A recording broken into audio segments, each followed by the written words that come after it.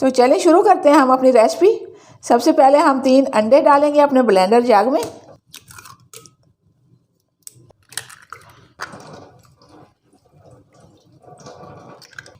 Half cup हम cooking oil का डालेंगे। आम कुकिंग ऑयल जो आप घर में खाने में यूज़ करते हैं, कोई भी हो सकता है। इसको हम अंडों के साथ डाल के अच्छी तरह ब्लेंड कर लेंगे। अंडे और कुकिंग ऑयल हम ब्लेंड कर चुके हैं। अब हम इसमें चीनी ऐड करते हैं। चीनी हमने 1 कप डालनी है। जिस कप से आप पहली चीज़ मेजर करें, उसी कप से आपने बाकी चीज़ें भी मेजर करनी हैं। तो जिस कप से हमने कुकिंग ऑयल हाफ कप लिया था, उसी कप से हमने चीनी 1 कप लेनी है। इसको हम बीच में डाल देंगे और इसको भी हम अच्छी तरह ब्लेंड कर लेते हैं। कुकिंग ऑयल और एग हमने अच्छी तरह मिक्स कर ली हैं। अब हम इसको किसी साफ बाउल में उंडेलते हैं। इस तरह हमने इनको अच्छी तरह से ब्लेंड कर लिया है। अब हम बाकी खुश्क इंग्रेडिएंट डालते हैं। इसको अच्छी तरह से जग से आपने निकाल लेना है। अब हम इसमें 1 कप मैदा मिक्स करेंगे। मैदे को अच्छी तरह से यूं छान लेना है। किसी भी बारीक छलनी से मैदा हमने सारा छान लिया। अब हम इसको यूं लपेटेंगे। ज़्यादा तेज़ी से इसको मिक्स करने की ज़रूरत नहीं है, इसको सिर्फ इसमें लपेटना है हमने। मैदा हमारा अच्छी तरह से मिक्स हो चुका है। देखिए कितना स्मूथ टेक्सचर है, इसमें कोई लम्स वगैरह नहीं है। अब हम इसमें ऑरेंज जूस मिक्स करते हैं। ऑरेंज जूस जिस कप से मैंने मैदा और चीनी और कुकिंग ऑयल मेजर किया है, उसी कप से ऑरेंज जूस में मेजर कर रही हूँ और 3/4 कप प्योर घर से निकाला हुआ ऑरेंज जूस मैं इसमें डाल रही हूँ।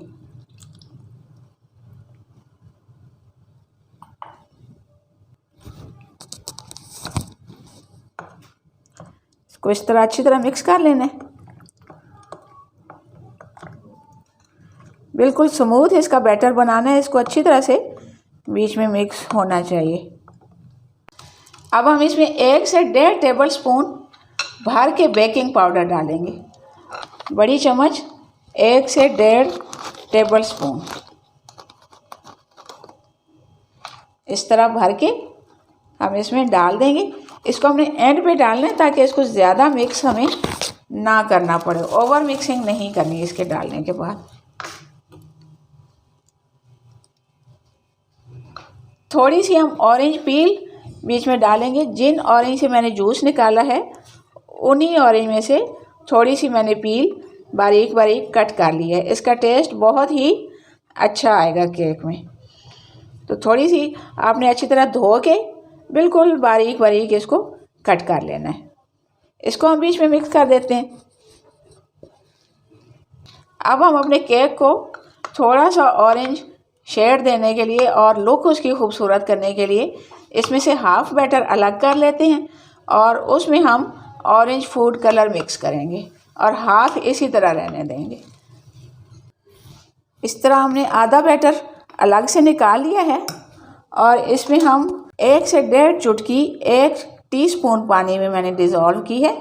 इसको हम अपने बैटर में मिक्स कर लेते हैं। इससे इसका बहुत ही खूबसूरत सा ऑरेंज शेड आ जाएगा। ये देखें बहुत ही प्यारा सा हमने ऑरेंज टेक्सचर बना लिया है। इसको रेड की तरफ नहीं लेकर जाना, इसको ऑरेंज का ही रखना है। येलो से थोड़ा सा आगे होगा और थोड़ा सा डार्क ऑरेंज ही हम रखेंगे क्योंकि ये बेक होके लाइट ऑरेंज की तरफ चला जाएगा। तो अब हम इसको अपने मोल्ड में शिफ्ट करते हैं।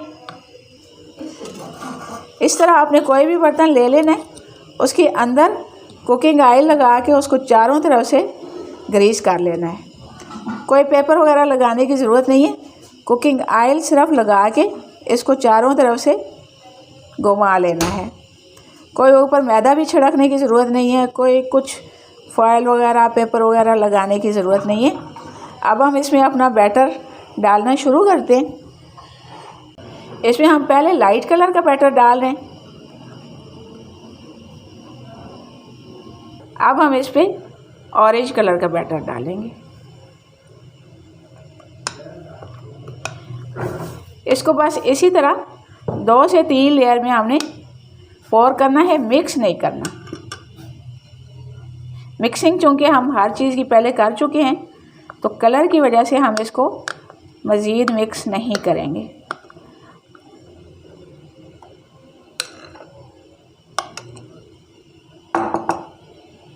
जिस तरह मैं कर रही हूँ लेयर बाय लेयर, इसी तरह आपने इसको मिक्स करते जाना है।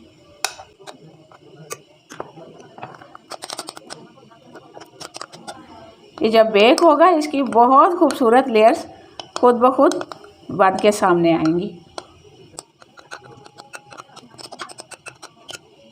और अब लास्ट में हम अपनी ऑरेंज वाली लेयर डाल देते हैं।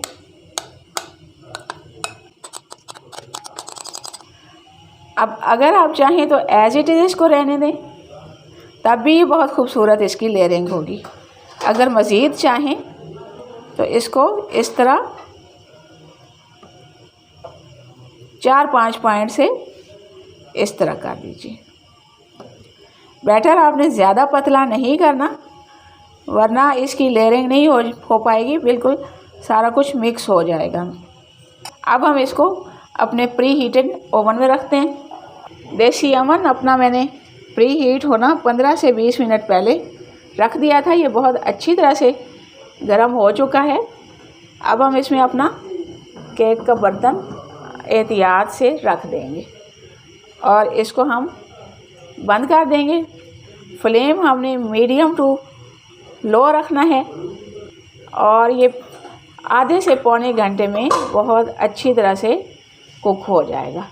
तो चलें अब हम अपना देगचा बंद करते हैं और आधे से पौने घंटे बाद हम देखेंगे इसको। देखें कितना खूबसूरत केक बेक हो रहा है और कितने प्यारे इसके कलर आ रहे हैं। केक हमारा ऑलमोस्ट डन हो चुका है। हम सिर्फ तसल्ली करने के लिए इसमें कोई नोकदार चीज़, छुरी या पेन या तिनका डाल के देखेंगे कि ये पूरी तरह बेक हो चुका है या नहीं, और फिर हम इसको अपने मोल्ड से बाहर निकालेंगे। इस तरह आपने एक छुरी ले लेनी है या टूथपिक और उसको 2-4 जगह से प्रिक करके देख लेना है, स्पेशली दरमियान से। अगर छुरी या टूथपिक साफ़ आ रही हो तो इसका मतलब है कि आपका केक रेडी है और आप इसको पैन से बाहर निकाल सकते हैं। तो मेरी छुरी बिल्कुल साफ़ आई है, मैं इसको पैन से बाहर निकाल लेती हूँ। केक मैंने बाहर निकाल लिया है। अब हम इसको पैन से बाहर निकालेंगे। छुरी से आपने बर्तन की सारी साइडें इस तरह छुड़ा लेनी है।